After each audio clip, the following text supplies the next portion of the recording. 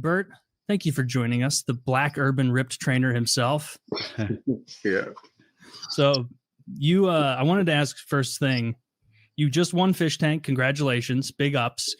Did you have any inkling at all in the beginning of what Fishtank was, who Sam Hyde was, $1 Million Extreme, or did you go in totally blind? I went in totally blind. Like I repeatedly said during the time I was on Fishtank, I have no real concept of how reality shows work besides what I've heard through pop culture osmosis. I've heard of things like The Bachelor and Real Lives of whatever, but I never actually watched a full-blown reality show from beginning to end, so I wasn't aware of all the nuances and details that are involved with reality shows. I had assumed what we were on was some type of like documentary series initially, but then it became very clear that this wasn't what it appeared to be. Yeah. When the show started, for Woody and Kyle and people who haven't watched, it started as Famous House, and they said that there was an AI computer voice, which was really text to speech, and that was talking to you. Now, it seemed like, and maybe you were playing it up a bit, did you actually believe it was an AI program for a bit, or did you see through that pretty rapidly? In the beginning, they said it was an AI program, so I thought, oh, this must be some like new innovative software they're testing out in in this house. But then the responses just seemed a little bit odd. And then when the cameramen started coming in, I think Vance, that was who came in and started filming me while I was asking it a bunch of questions, I was going to realize this seems like they're setting me up for something. But I kind of realized that like maybe I should just play into it because maybe I might find out more information on what the hell is actually going on. Mm-hmm. Yeah. And so like you had no idea you were being recorded 24/7 for that first couple weeks. Yeah, I didn't have a clear idea of what that was being recorded like every single second of every day live for like God knows how many people were watching me at the time. Yeah, I had assumed that when the filming was when the camera people came in and actually started filming us with the camera in my vision. And acting us to like do scenes over again or do it with different inflections. I assumed that was the film part. And everything we were doing in the house was just like off screen. Yeah, and that makes sense. What else? Were there any places in the house where it was safe from cameras? From what I was told, the restrooms or the toilets were safe from cameras, but I feel like that may not be 100% the truth because I feel like some of the things I was saying was coming out through the restroom. So when I learned that like my voice was being recorded in the restroom, but probably not my face, I brought my backpack in there several times so I can secretly write down some notes in my notebook while keeping my mouth silent. Or sometimes I would just say a bunch of like random noise words like telekinesis, precognition, telepathy, like that, while I was trying to like write down my thoughts so I can keep that secret away from the camera, from the audience. So I was trying to like plan and strategize when I was in the restroom. Yeah. So you're getting cover for yourself, getting your true thoughts out. When so those first 2 weeks, computers going and everything, that's also when people noticed that you had an unbelievably powerful sex drive and you had to bird off pretty regularly. And what I loved so much is that you didn't even take like a 4-hour break from birding off on camera from when you learned it was happening to like you seemed alarmed at first. Maybe you shed light on that when they told you you've been on camera and suddenly you're thinking I've been birding in there. Yeah. What was your thought? I was like, oh, they saw that. Yeah. I was like, well, since I did that multiple times, like, might as well continue at this point, like, because like, dude, that's so fun. And your technique, like, I've never seen like a more serendipitous style of birding off for being on camera because he's laying on his back and he has the comforter like pulled up to his neck, very high level of comfort. And then you're grabbing your penis over the comforter and jacking it against your belly. And then you're just like letting the chips fall where they may, I suppose, right? Yeah. I find that like birding off with my lying down on my back is the most comfortable way to bird off. That's true. Yeah. And the immediate adoption of the cast and production of just calling it birding off unironically for the remainder of the show killed me. That was so fucking funny. Yeah. And like that was when that was the first thing that happened in the show where like I like was audibly dying laughing like at home watching this was like the most brief freak out about being caught birding off, leading into just like a in for a penny, in for a pound, time to jack it. So that was hilarious. I loved it. But the walking around and talking to yourself in the first 2 weeks, that was something that was very unique. A lot of the other none of the other characters cast on the show were doing that. So would you say that, and that was pre you knowing you were being recorded all the time, was that more of a real window into Burt, like going around talking to yourself like that at a lower volume? Like that's usually what I do sometimes if I'm trying to like think, plan, or strategize, but also trying to like get my steps in, because I usually like have a Fitbit on me, so like it's kind of like killing two birds with one stone. I get to like get some thoughts out, and while walking around repeatedly try to get some steps, also energizing me at the same time. But then when I discovered that like my thoughts, some of the things I was saying under my breath was probably heard by the audience, I was like, oh shit, fuck, okay. So I was like, well, like watch some, like to some degree, watch what I was saying. But then when I started deliberately fucking with my supplements and meds so that I can be more energetic, like in a more of a hypomanic state, similar to Alex in the beginning. Yeah. Sometimes it became hard to control myself from the word vomit, you could call it, when I was just like talking repeatedly to myself. And then it kind of got into this fixation habit where I just started doing it without thinking, which I think also was good for like help me to maintain consistency in the show. But then I realized I had to catch myself from saying something that could be too revealing or too that I didn't want the audience to hear completely. So I would just like kind of like cover with just like random sounds and repeated phrases I would say to try like cover my thought process. Yeah.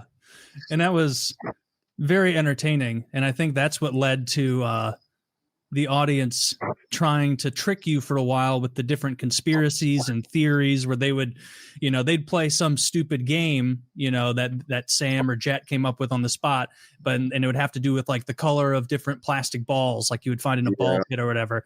And then the TTS would start telling Burt, like, Burt, why did Alex only pick up the blue balls? Alex has 4 letters in it. Blue has 4 letters. There were 4 blue balls. Put the pieces together, Burt. Like, did you fall for any of those? Because you seem to a little bit at times, but I also was thinking he's hamming it up. Yeah. In the beginning, it seemed like maybe it was some type of like clue to figure out this unique type of reality show. But then over time, I realized this was nonsense. But it seems like the production and the audience, the TTS audience, seemed to enjoy me buying into it. So I kind of like played it up to an extent, like basically went by production's hinting and also by what the TTS were saying. I realized like with the TTS, when it would say things repeatedly, it's usually things that the audience wants me to do because it seems like it's something that they find engaging or interesting. So I just play into it because I assume that was the name of the game. Like we're all acting in a way. So like if this is something the audience wants me to do, I should like just go along with it, even though it seems nonsensical or ridiculous. That was smart. That's why you won. You played it the right way. How do you win? What does Sam just chooses the guy that he wants to be the winner? How does it work? From what I gathered, I assumed it's the person with the highest number of endorsements. Yeah, okay. It seems a little fly by night sometimes with how they pick it, but clearly a lot of it has to do with who's the most entertaining, who handles the house the best, who provides the most content. And in I watched a lot of season 1 and 2 as well, and there was never as big a gap between the top content creating contestant and the second most as there was between Burt and everyone else. Like it wasn't close. There were whole days on Fishtank where the only thing going on, because it wasn't like a challenge day or something, it was just Burt being funny. Like that was the whole reason, and that's clearly why he won. Like he killed it. Very fun. Did you know you were winning by a lot? I strongly suspected it when I know that TTS was saying things directly to me and less to the other contestants.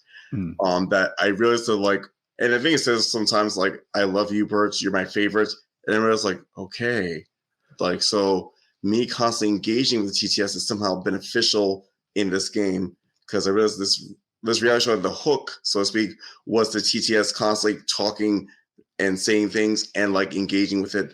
So I was like, I realized that was the key to winning, as well as also like just over the top, zany, cartoonish nonsensical ass behavior. Similar to Alex, I was studying him in the beginning, like how he was kind of like zany and nutty in the beginning, and how he seemed to be favored by production despite his problematic traits initially. And so I started hanging out with Alex to try to like learn how his vibe, how he acts, and then actually started to develop feelings for him for real. And I like that we developed a nice close friendship. So it was kind of like a win-win situation that I get to study Alex, learn from him, trying to like mimic some of his wild zany energy, but with my own little twist on it. Essentially being the schizo freak, conspiracy freak, and we get to play that dynamic off each other. Is Alex Frank Hassel? No. Alex B. Yeah, and you developed feelings for Frank at one point as well. Were those real or were those kind of put on? Frank, I found him very sexy, still do. But I kind of realized that he was just there just to like fuck with me or like manipulate me a bit. So I kind of like played into it because I thought that'd be good like love story drama. Yeah. So this I wasn't expecting. So all of those romances and attractions to almost every contestant and person who came into the house, those were all sincere. It's sometimes it started off as like trying to figure out who would be the most interesting to develop like a showmance with, so to speak. Okay. Initially, I had Ted. I figured like he and I would make a great contrast. Me being like a dark skinned, like taller black man, he's a young, skinny white twink. I thought it'd be like a nice contrast. But then I realized that he didn't seem to be too much into it. So I was like, okay. Yeah, he was straight. He seemed frightened. Yeah, and you would call him your little baby boy, and that killed me. That was the funniest. You would call him you'd go over to Ted and be like, my little baby boy. And this kid is so uncomfortable. It was great. But Frank, I think the first night that Frank was in there, and this is what made me think you might have true feelings for Frank, is that while he was sleeping, you snuck into his sleeping quarters, and then you gave his shoes a good sniff. Yeah. Kind of played with those for a while. Yeah. Is that something you're into, just foot stuff as a whole, not just Frank's feet? I am into foot stuff as a whole, but I thought it'd be like a nice little like gesture to the audience to like it was late at night, everyone was sleeping, there was no, I guess, action happening, so I decided to like create some like some interesting content for like the audience watching. So I guess I made a deliberate show of sniffing the shoe, make it all I rubbed my crotch. And that was right before you got in bed, bird it off, and at the end you were moaning Frank. Yeah. And you're right, that was funny content. It was almost surreal to watch that occur. What time of night were you watching this live stream? This was probably like 11 my time, because they were East early. Coast, so like midnight their time. Yeah. It was night. Pretty late. A lot of the fun content happened late because they don't allow sunlight into the house. All the windows are covered, and so it's, I would imagine, tougher to be on your normal circadian rhythm in there. Not to mention it's like a bunch of nonsense, as you aptly put it, going on all the time. You mentioned earlier that you intentionally fucked with your supplement regimen and your medication. I thought that was a bit. Did you actually mess with it? Yeah, because I noticed like initially Alex was kind of acting like a little insane to the point that he became kind of insufferable in the house. So I gave him some like the over-the-counter sleep-related stuff to kind of chill him the fuck out. But then production said that they didn't want me to give him the supplements anymore, even though it's just over-the-counter. And I realized because it made Alex too chill and relaxed, and that's not great for reality show TV. Apparently, they needed to be wild, zany, full of energy. And so that was like, okay, that being wild, zany, like shock value type of entertainment is where that's how you rank higher, I become more memorable. So I was like, okay. So like I did a similar thing where it's like I just did the inverse. Instead of like taking stuff to help me chill out, I took stuff to kind of like rev me up, get me more amped up and a little zany, maniacal, hypersensitive to sound and touch, and like all of my senses just heightened, so I could be kind of like zany, similar to Alex, but with my own little schizo vibe on it. What did you specifically do to your drug regimen? What did you add? I take you take stuff like Abilify, Seroquel, Risperdal to like try to chill me out and relax me to go to sleep, and also take other sleep supplements like valerian root, melatonin, and stuff like that. So what it is, I just purposely stopped taking the antipsychotics like meds and start taking some of the more the like energy, like caffeine pills I have, and as well as I'm also prescribed Vyvanse, so I took that. And also, I try not to sleep too much so that I can be a little bit more nutty, so that I can be more naturally interested for TV. You really leaned into it. Okay. You did. Man, that's great. Well, I wanted to be more entertaining, so I stopped taking my antipsychotics and took more caffeine. It worked. It did work.